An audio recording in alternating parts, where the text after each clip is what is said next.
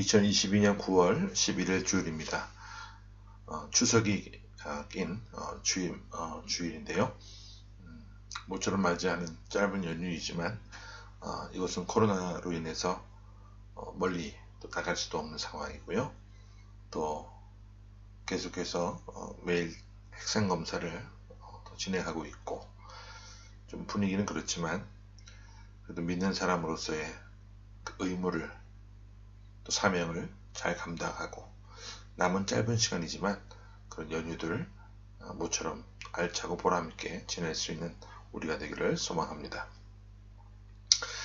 자, 오늘은 요한복음 마지막 강의 시간입니다. 신약성경 184쪽이 되겠고요. 21장 1절부터 14절 말씀을 본문으로 삼아서 던지는 대로 잘 잡힙니까? 던지는 대로 잘 잡힙니까? 이런 제목으로 하나님의 말씀을 선포하길 원합니다. 우리나라 연안에 보면 낚싯배들이 굉장히 많은 것을 보게 됩니다. 낚싯배들이 낚시꾼들을 배에다 싣고 바다 한가운데를 데리고 가서 물고기를 잡게 하죠. 우리나라 어딘가요? 그 이덕화 씨가 출연하는 어떤 프로가 있는데 그 물고기를 잡는 바다 낚시를 하는 그런 프로그램을 언뜻 본 것 같아요.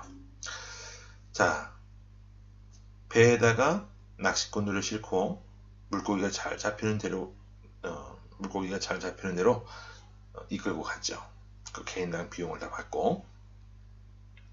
그런데 한 번도 바다 낚시를 해본 경험이 없는 사람이라 할지라도 선장이 시키는 대로 하면 고기를 잡을 수 있어요. 이 선장이라고 하는 사람은 날씨에 따라서 또 조수의 흐름에 따라서 계절에 따라서 물고기가 어디에 많이 모여 있는지, 어디에 가면 물고기가 많이 사는지 잘 알고 있는 사람이에요. 그래서 그가 인도하는 대로 하면 물고기를 잘 잡게 되어 있다는 거죠. 비록 초보자라 할지라도 말이죠. 그런데 만약 어떤 사람이 어리석게 혼자 배를 타고 그 바다에서 자기가 원하는 대로 가서 그물을 던지거나 낚시를 던진다고 했을 때 물고기가 쉽게 잡히진 않습니다. 무모한 시도고 어리석은 모습이에요. 자, 왜 이런 말씀을 드리냐 하면 오늘 본문에 보면 이런 모습으로 어리석고 무모한 시도를 하는 제자들이 등장합니다. 예수님께서 부활하신 이후에 두려워하고 있는 제자들에게 찾아가셔서 만나 주셨습니다. 그리고 불안해서 문을 걸어 잠그고 불빛이 새어나가는 것도 막고 있었던 그 제자들에게 주님은 에이레네의 평강, 샬롬의 평화를 그들에게 말씀하셨고 성령을 내가 너에게 줄 터이니 나가라고 말씀하셨습니다. 제자들은 이렇게 주님의 강한 동기부여의 말씀을 들었지만 용기가 나지 않았어요. 왜냐하면 아직 성령을 받지 않았고 성령이 임하시기 전이었기 때문에. 그래서 그들은 끝까지 두려움에 사로잡혀 있었던 것이죠. 그래서 제자들이요, 고향으로 돌아갑니다. 디베랴 호수, 갈릴리 호수라고도 불리는 그 동네로 돌아가게 돼요. 그들은 이제 로마의 눈을 피해 유대 종교 지도자들의 감시망을 피해서 고향으로 돌아왔습니다. 이제 제자들은 생업을 위해서 물고기 잡는 일을 하고 있는데 우리 본문 1절부터 3절까지를 우선 함께 보겠습니다. 자, 시작. 그 후에 예수께서 디베랴 호수에서 또 제자들에게 자기를 나타내셨으니 나타내신 일은 이러하니라. 시몬 베드로와 디두모로 하는 도마와 갈릴리 가나 사람 나다나엘과 세베대의 아들들과 또 다른 제자 둘이 함께 있더니 시몬 베드로가 나는 물고기 잡으러 가노라 하니 그들이 우리도 함께 가겠다 하고 나가서 배에 올랐으나 그날 밤에 아무것도 잡지 못하였다니. 자, 이 사람들은 원래 갈릴리 호수가 그들이 나고 자란 고향이었어요. 어릴 때부터 그물을 던지고 낚시를 하고 그곳이 자신들의 생활의 터전이었고 성장한 이후에는 그들의 생업의 터전이었습니다. 그들은 그곳에서 평생을 나고 자라고 생활했던 사람이었지만 예수님을 따라서 3년 동안 떠나 있었어요. 예수님의 공생의 기간 동안 주님을 따라다녔다가 다시 고향으로 돌아왔습니다. 3년 정도 떠나 있다고 해서 물고기를 잡는 기술이나 실력, 어떤 감각이 사라지지는 않았을 것이라고 봅니다.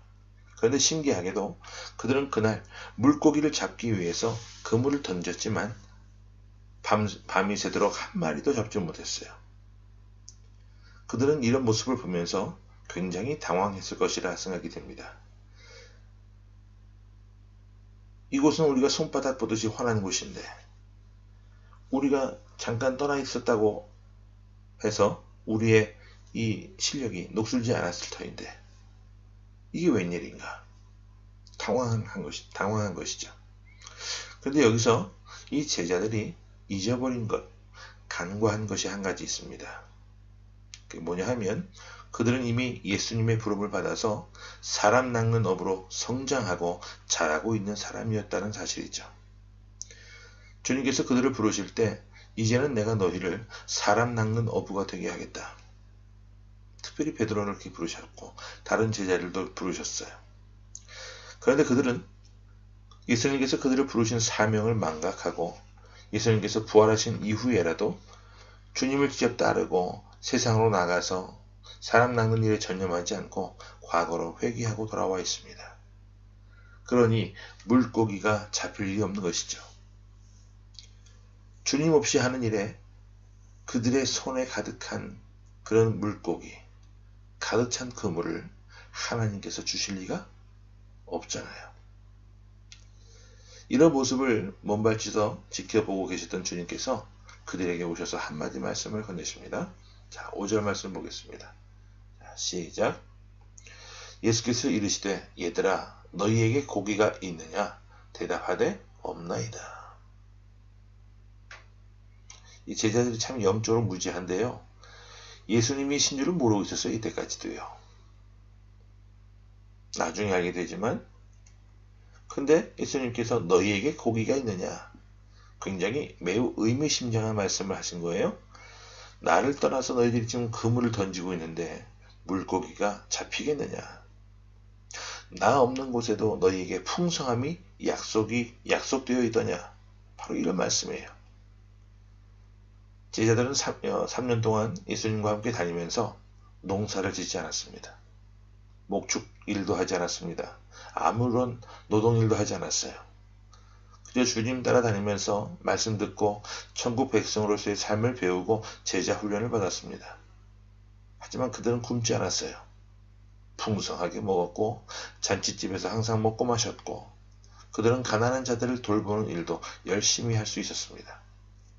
언제?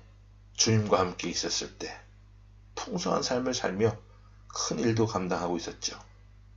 하지만 주님 없이 생업을 위해서 던지는 그물에는 물고기가 단 한 마리도 잡히지 않았던 겁니다.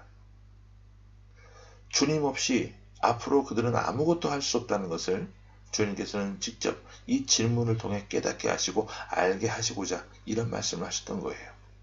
너희에게 고기가 있더냐? 그리고 나서 주님께서는 물고기가 한 마리도 없다고 대답하는 제자들에게 방향을 제시해 주십니다. 자, 6절 말씀 봅니다. 시작. 이르시되 그물을 배 오른편에 던지라. 그리하면 잡으리라 하시니 이에 던졌더니 물고기가 많아 그물을 들 수 없더라.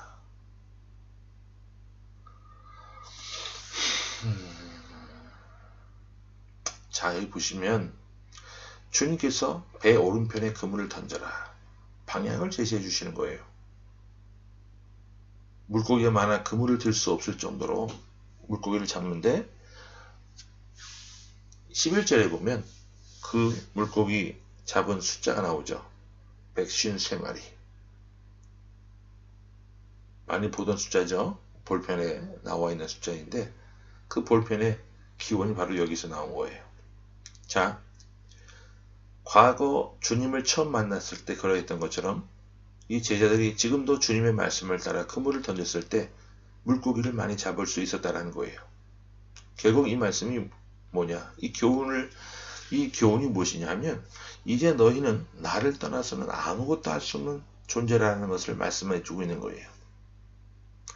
내가 이제 곧 아버지께로 올라가고 승천하게 되지만 너희들은 내가 승천한 이후에라도 내가 보내는 곳에 가야 하고 내가 하라고 하는 일을 해야 하며 내가 너희에게 지시한 일을 해야만 너희 인생의 그물에 물고기가 많이 잡힐 것이라고 하는 주님의 약속이고 말씀이라는 사실입니다.